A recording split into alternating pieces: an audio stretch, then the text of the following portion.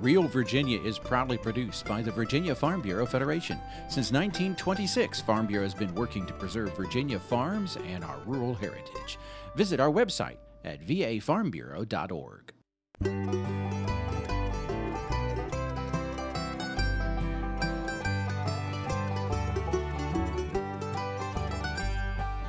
Home will always be Virginia, between the Blue Ridge and Chesapeake Bay, Atlantic to Appalachia,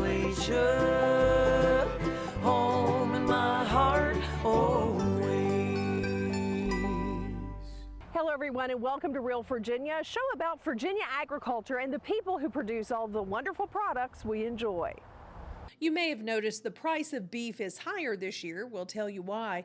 If you love fresh strawberries, why not grow them yourself?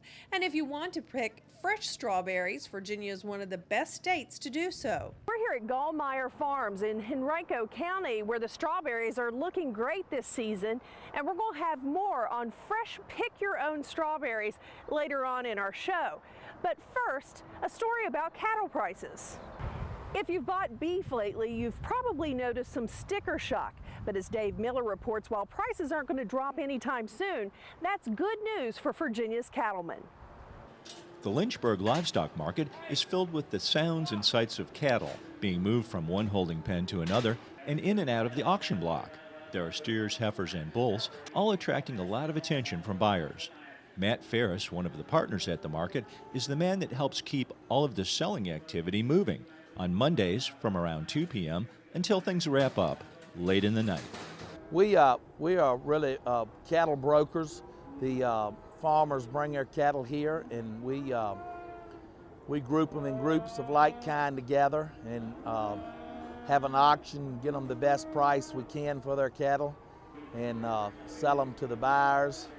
And we pay the farmers, and then collect the money from the buyers, and we charge a fee for orchestrating all of that and weighing the cattle, and we normally are a week or two getting our money, but the farmer can pick his check up here tonight.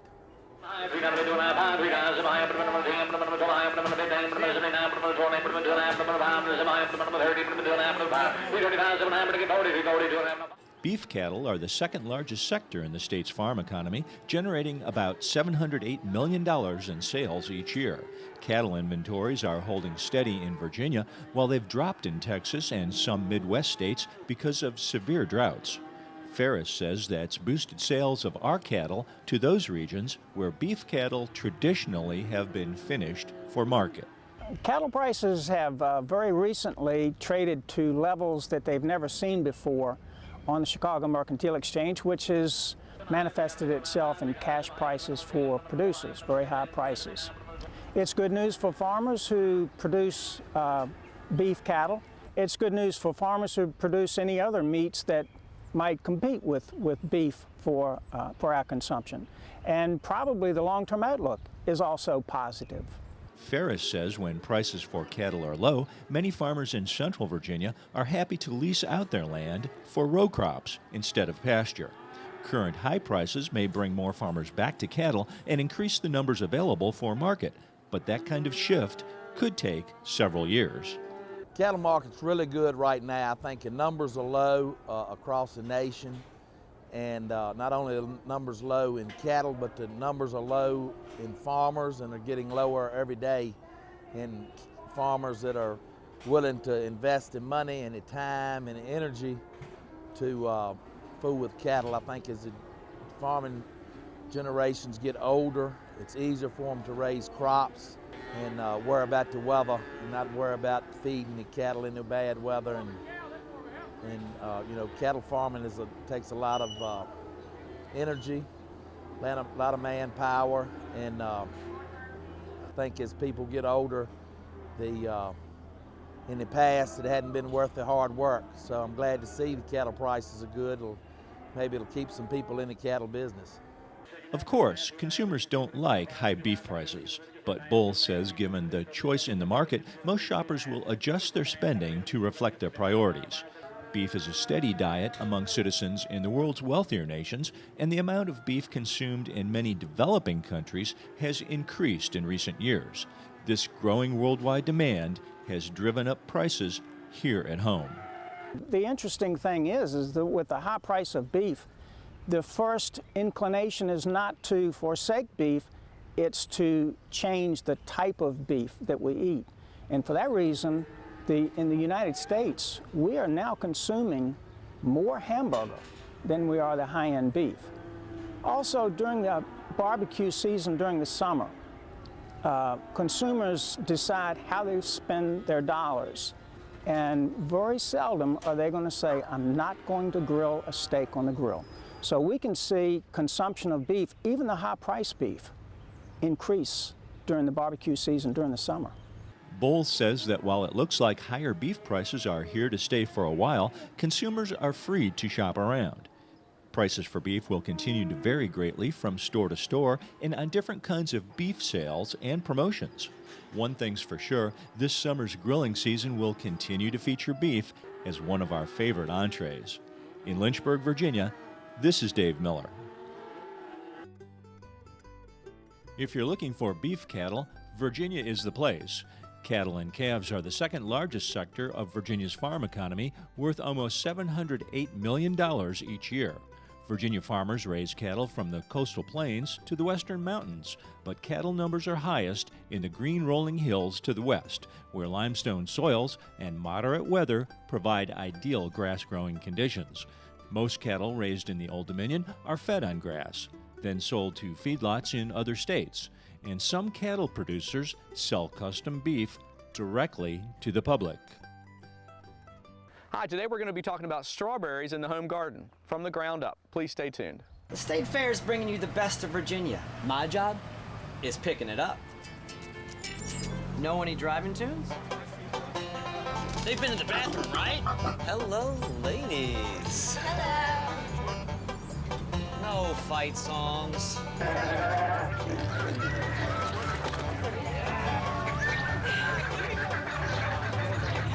This could be a challenge. Learn more at statefairva.org. Well, they're on our farm here in Virginia in Augusta County. We have been here since 1954. We moved here, my dad did. And since then, I've had my two sons and daughter and son-in-law, they're here. I've got grandchildren, so it's a fourth generation here that's on this farm right now. We really feel blessed that all of our family is a part of this farm. They could have chosen different routes. Well, it's a wonderful place to grow up and have a family, and we can all work together and play together. I know there's a lot of families, they go to work and you don't see them till that night, whereas with the farm here, we see each other all day long. It's a wonderful place to grow up and live. Being out here in nature and watching things grow, and just days like today, that's a beautiful day, you just feel very fortunate. I'm Dan Holsinger. I'm dedicated to dairy, my cows, my milk, and my land. Nothing beats the taste of a fresh strawberry, and they're easily grown at home. Chris Mullins offers tips from a pro from the ground up.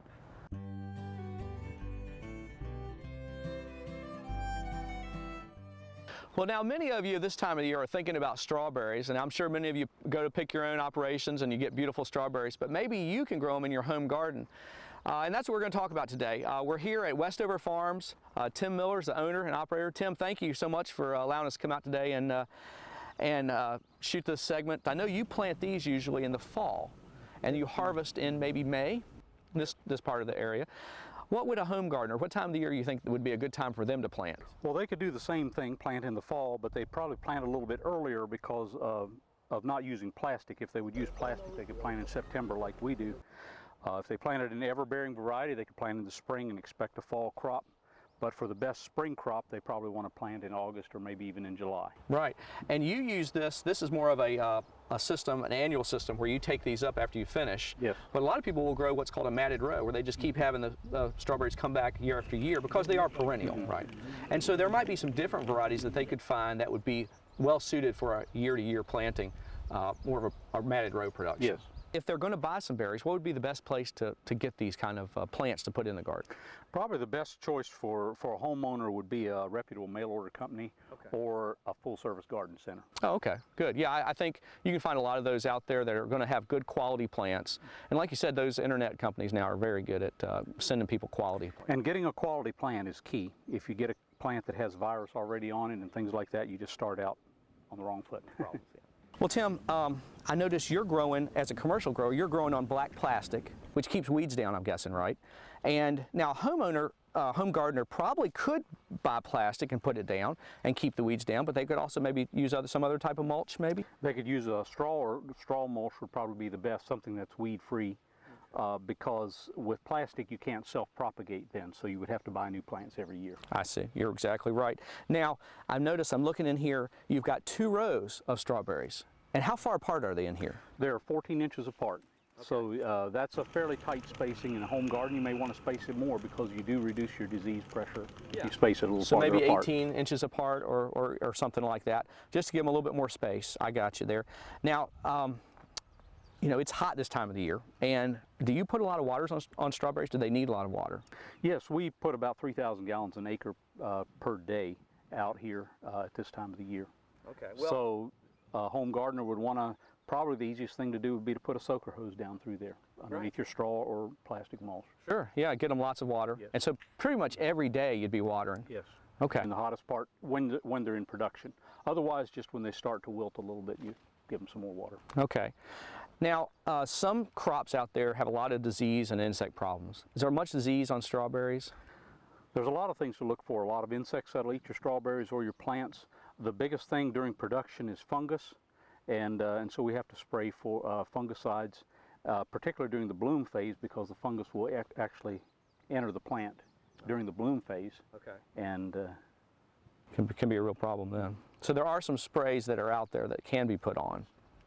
Now, I know a lot of times I've heard stories about how deer and some other critters love strawberry plants. Do you have that problem out here? We do. Deer like strawberries as good as we do. And for a home gardener, again, probably the simplest thing is to, during the season when they're the most hungry, spray fish oil on every time after a rain. Fish oil? Fish oil works great. They hate the taste of it or the smell. That's a great tip. Well, this is really good production. I think this is something that the home gardener can do and really have some nice strawberries out of their own garden. Well, thanks so much for letting us come and visit you today.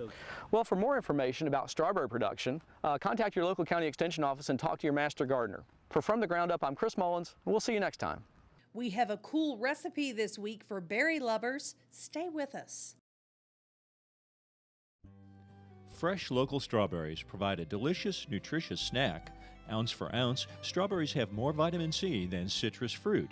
They are naturally sweet and a very good source of antioxidants, dietary fiber, folate, and potassium. Virginia has a total of 263 active strawberry farms with 252 harvested acres, according to the latest USDA census of agriculture. The majority of those berry farms are in the eastern part of the Old Dominion. That's almost twice as many farms as 5 years ago, showing that strawberries are an attractive and profitable crop for most growers. If you're like me, a visit to the strawberry patch can often lead to way too many berries than you can enjoy at once. Former Miss America Carissa Jackson has an easy recipe to enjoy them in the heart of the home.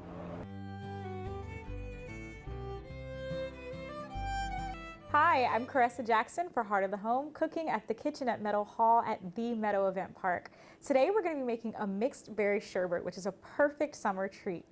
Right now we have 1 cup of strawberries, 1 cup of blueberries that could also be traded for blackberries if you like, 1 cup of raspberry, 1 lemon, and 1 cup of sugar. That's all you need for this super easy recipe. It's something that you can do before you go outside on a hot summer day, and it'll be ready by the time you get back. So what we're going to need for this recipe is a food processor of some sort, and we're going to start by loading that with our berries.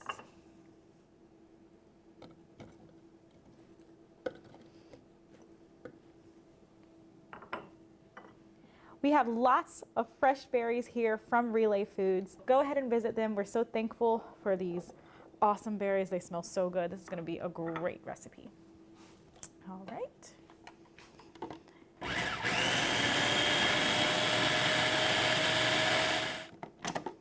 We're not quite done yet. We're also going to add our sugar.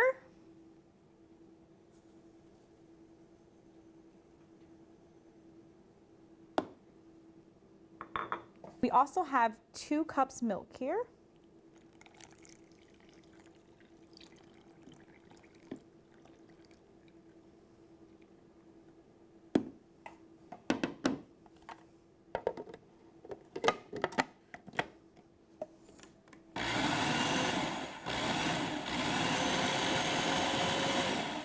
Now that we have pureed our mixture, we're going to need some sort of mesh sleeve for us to be able to drain the seeds from out of the berries and to continue to mix to make our sherbet. So, take that off. And it's okay to do it a little bit at a time because it'll get really heavy otherwise as you begin to lift. These berries smell so good. I'm from Fredericksburg, Virginia, where there are a lot of berry farms. So I remember picking berries when I was younger. We would go to the strawberry patch. We would pick berries all the time. So this could be a very fun activity for you and your family as well, to do something with fresh berries that you pick in your local communities. So you'll start to feel it get a little heavier towards the bottom, and that's because all of the seeds are finding their way to the bottom.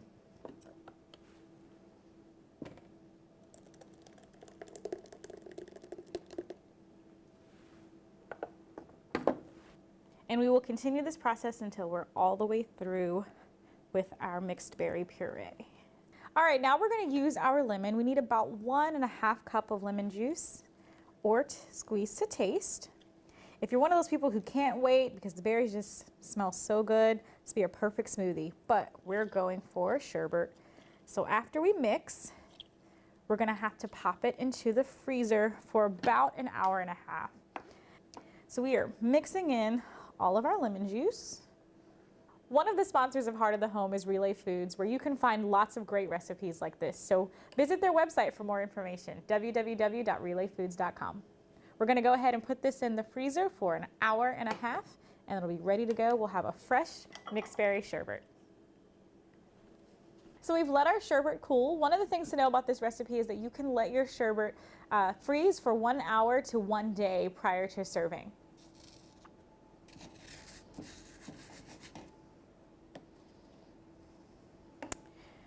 Summertime is a perfect time to integrate Virginia berries in your recipes, and this sherbet is one way to do it. Here you have mixed berry sherbet. I'm Caressa Jackson for Heart of the Home. Come and get it. Recipes from the Heart of the Home can be found on the Virginia Farm Bureau website at vafarmbureau.org. Visit the Virginia farm that produced an American legend. See the birthplace of 1973 Triple Crown champion Secretariat, now a Virginia Historic Landmark, at Meadow Event Park. Our Hoofprints of History tours are given year-round by reservation. It's a perfect day trip for families, groups large or small, and anyone who loves horses and history. Resident author-historian Leanne Meadows-Layden conducts the tours and shares behind-the-scenes stories about Meadow Stable and its most famous son, Secretariat. Meadow Event Park also hosts the annual Secretariat Birthday Celebration at the Virginia Horse Festival each spring. The festivities at the State Fair of Virginia and Meadow Event Park include an annual salute to Secretariat during both weekends. Come see where the legend lives on. Visit Secretariat's birthplace at Meadow Event Park. We all want healthy rivers and streams, but we can't do that without help from Virginia's landowners. Resource Management Plans, or RMPs, are part of a voluntary program that helps farmers get credit for cleaning up our waters. And once you have an RMP, you are exempt from any new water quality requirements for 9 years. The Virginia Department of Conservation and Recreation has funds available to help you implement these plans. Contact the department today to learn more. Thank you. This message sponsored by Virginia's agriculture community. Have you ever stopped to think how important agriculture is to the state of Virginia? The jobs it creates, the revenue it provides, the food it puts on our tables. Production agriculture employs nearly 60,000 farmers and workers in Virginia and generates approximately $2.9 billion in total output. So the next time you see a Virginia farmer, you may just want to say thank you. We are Virginia agriculture, growing our economy while making sure we have a safe and reliable food source.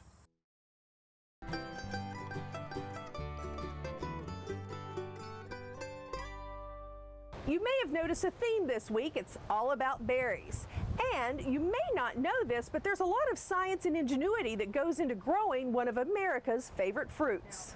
Strawberries are generally the first crop of the pick-your-own season, and this year, Virginia strawberry growers expect a strong and potentially longer season. Cooler temperatures in late April delayed the state's crop by a few weeks, but these berries will be worth it. Just ask Mike Cullifer of Cullifer Farms in Virginia Beach, a fifth-generation small fruit and vegetable grower. We plant them every year, the end of September, first part of October. And they grow a little bit in the fall, and then they go dormant over the winter, and about St. Patrick's Day they wake up and start growing. And then we start picking typically about the end of April, and by the first week of June we're usually done.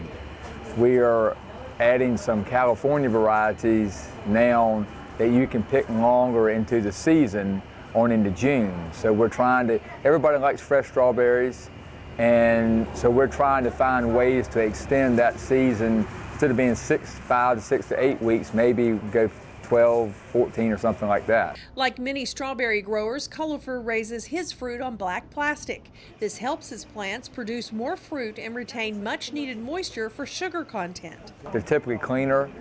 It helps conserve moisture, so we have to irrigate less because the irrigation hoses are under the plastic. We don't have as much evaporation, and it helps reduce weed pressure, so we have to spray less to control weeds or chop or pull weeds or whatever.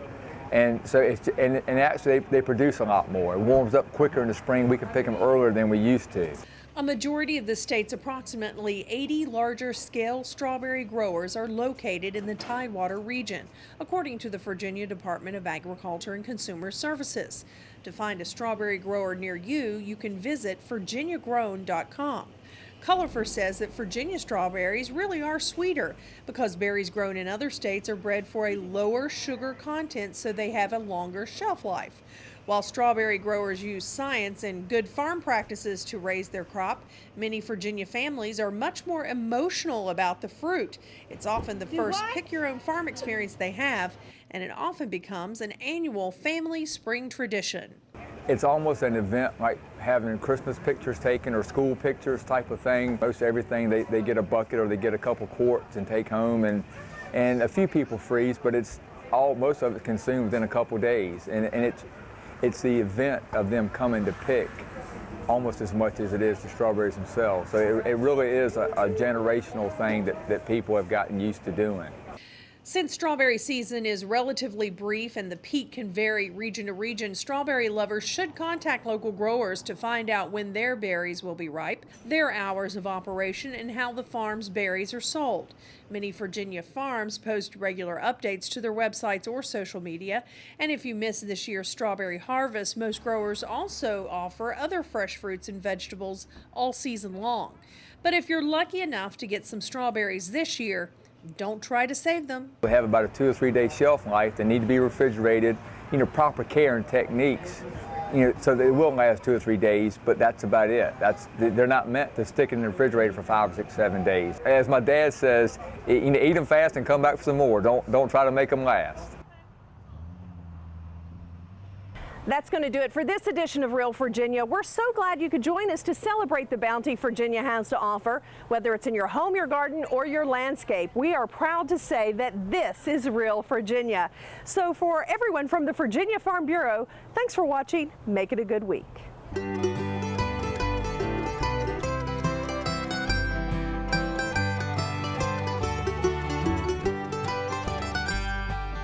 Home will always be Chesapeake Bay, Atlantic to Appalachia, home in my heart, oh.